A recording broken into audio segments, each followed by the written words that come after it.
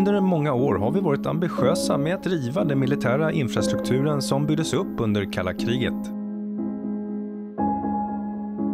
Men på en del platser finns det fortfarande kvar spår av Sveriges tidigare incidentberedskap. Här, mitt i skogen, skulle man övervaka en del av Sveriges luftrum och styra en strid i luften.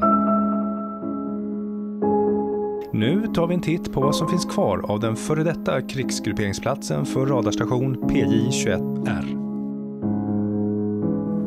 Vad är det här för någonting egentligen? Ja, det finns faktiskt 3 till runt om här på den här platsen.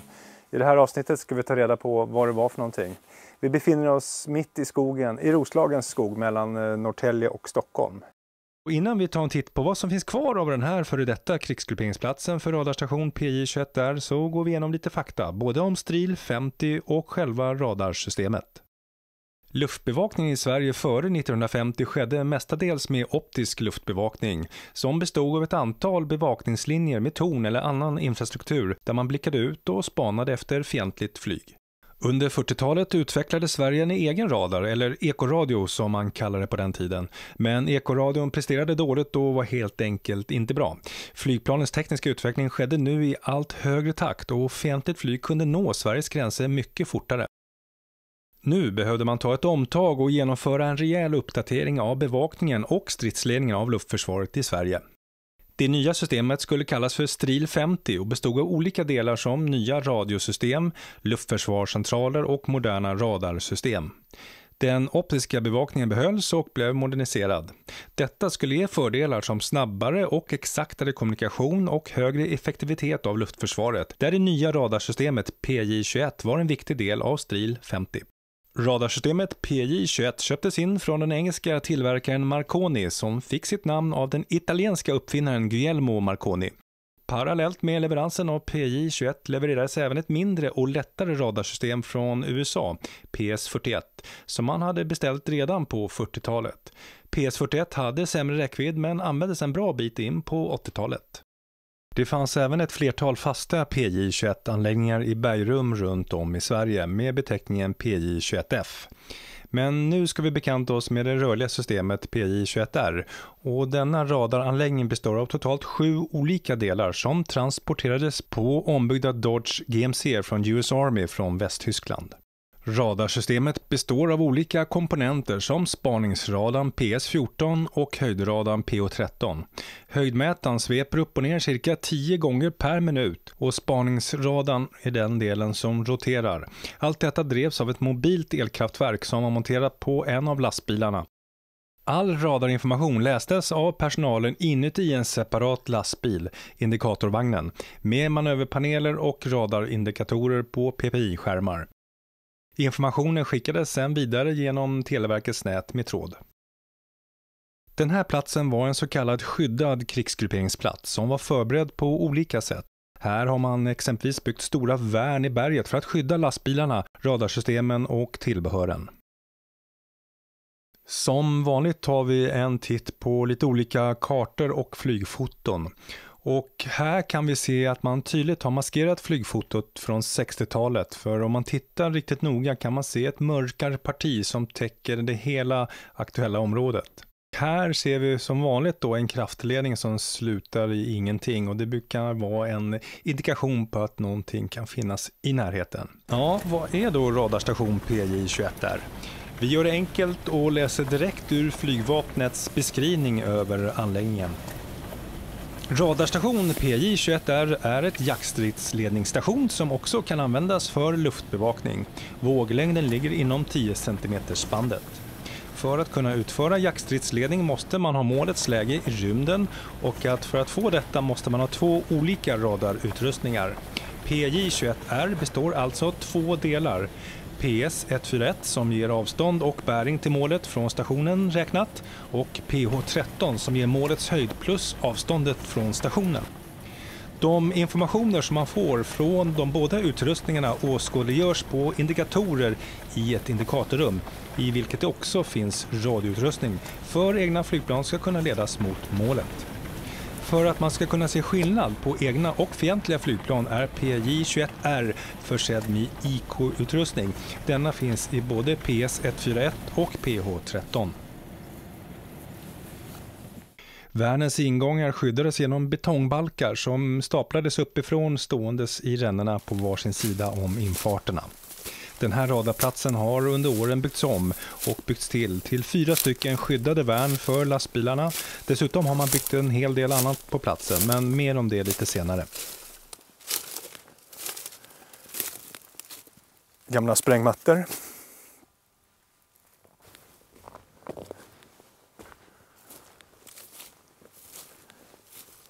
Svårt att veta om det här är berg eller gjutet. Säkert en kombination. Jag har sett på några bilder att det ska finnas nödutgångar. Jag vet inte om det här är då en plomberad nödutgång. Eller reservutgång.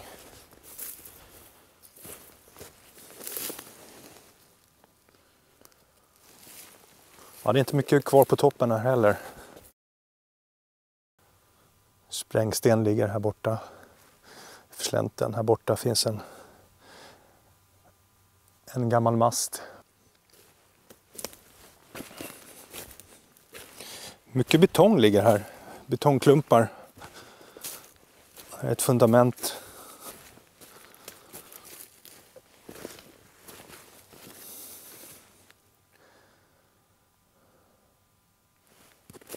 Det här är väl en sån här som man gjutit på.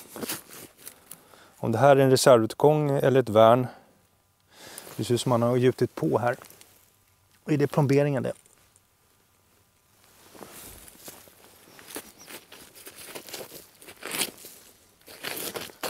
Betongkonstruktionen ser ju onekligen nyare ut än det gröna under där. Så att förmodligen så har man gjutit på en plombering här.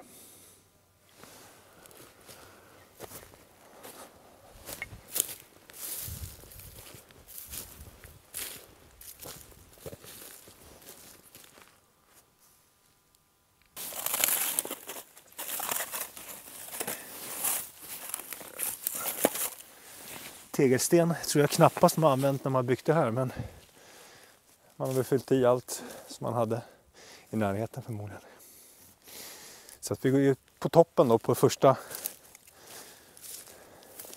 konstruktionen. Jag vet inte vad vi ska kalla det här, men jag har för mig att det är någon sorts garage. Jag tror att det här är någon sorts garage, skyddad garageplats för radarutrustningen.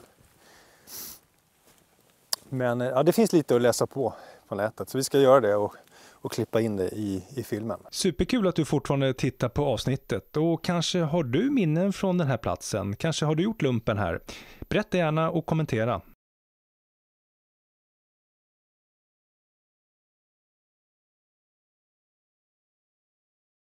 Detta var en så kallad skyddad fortifierad grupperingsplats och tillhörde F8 Barkarby. På platsen fanns även baracker för övernattning, men de är idag rivna.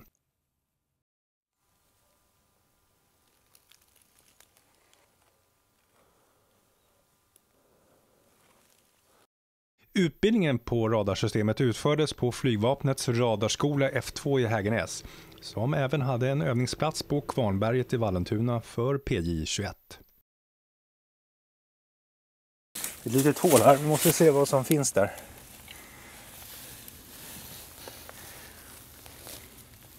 Det är inte lätt. Men ja, man har gjutit igen alltihopa här.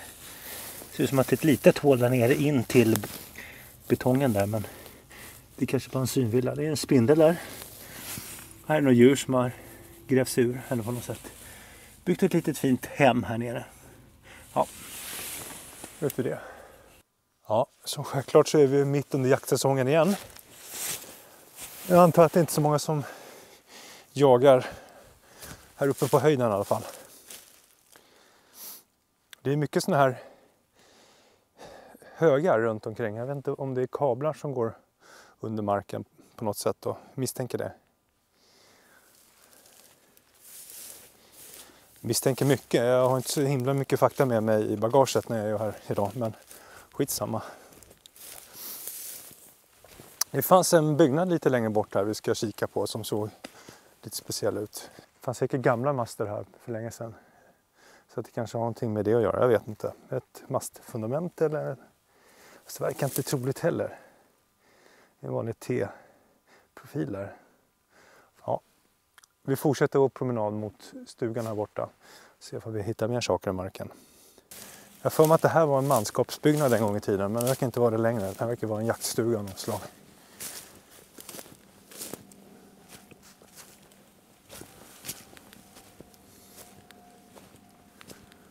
Kanske bor någon här, vad vet jag.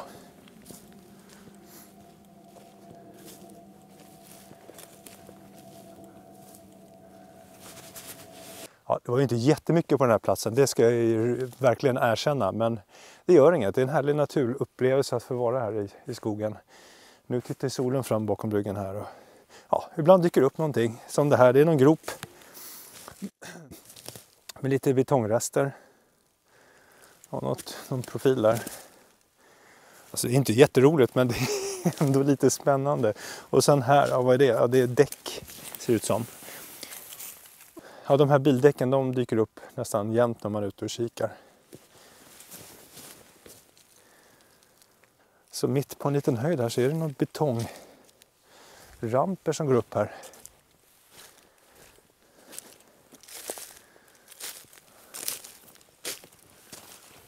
Ja, det beror på att det är ett ytterligare ett... Okej, vi är ovanpå en till. Det missar jag. Det här är en fjärde då. Aha. Okej.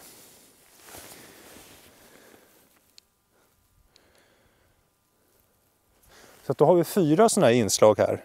Det är ju ändå lite roligt. Den här såg jag inte för jag fortsatte inte vägen här ner. Men vi ska gå ner och kolla på vägen här. Och kika vad som finns kvar där nere. Men jag ser att det är plomberat. Vi ser ju här det är plomberat på den fjärde inslaget också. Så att, ja, då fattar jag varför jag inte förstod vad det här var. Jag kom från fel håll eller rätt håll. Det är ingen aning.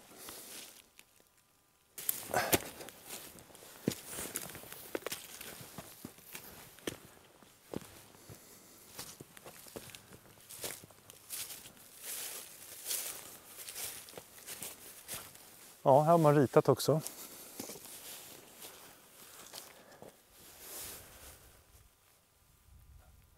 Ja, lite metallkonstruktioner och saker finns kvar. Och som sagt, det är bra att göra det här på vintern eller sena hösten. Annars ser man inte mycket av sådana här saker. Ja, här är också spår efter någonting. Det är ju faktiskt en bra bit ifrån allting. Jag vet inte om det här också är ett gammalt skyddsvärn. Det är otroligt att man rivit dem. För vi är väldigt långt bort ut i skogen, långt ifrån någon större bebyggelse. Det finns ett enstaka hus runt omkring området, men det är en bra bit därifrån. Så att man har varit så noggrann och tagit bort det mesta här. 40-50 meter nedanför ska man säga, berget eller höjden så ligger det väldigt mycket skräp fortfarande. Förmodligen från avvecklingen. Så att en del grejer fick man bara kasta ut längs med slänten här. Ja, där uppe har vi ju ena inslaget. Jag kommer inte ihåg ifall det första eller andra, det spelar ingen roll. Men när jag skulle plocka ihop mina kameragrejer och bege mig härifrån så såg vi här på den här sidan att det finns ett gammalt skyddsvärn. Ja, gammalt är det mesta här, men ett skyddsvärn som är plomberat och jämfyllt med grejer. Och en rejäl hög med sprängsten. Säkert 10 meter ner till marken där. Och fullt med gammalt bråte. Jag vet inte vad jag ska be mig ner och se om vi hittar något annat.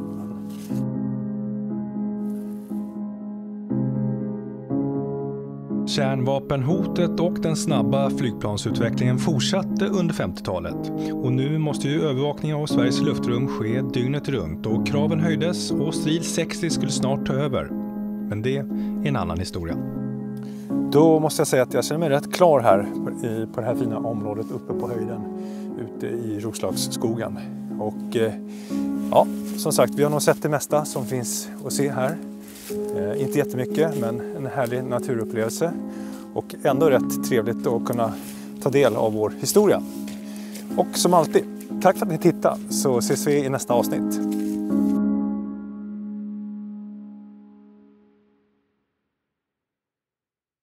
Mitt ibland bostäder och skolor finns fortfarande spår kvar av en militär verksamhet som pågått under många år. I det här avsnittet besöker vi en nedlagd flygflottilj. Vi tar en rejäl promenad runt hela området och tar reda på vad som finns kvar idag av F-18 Tullinge.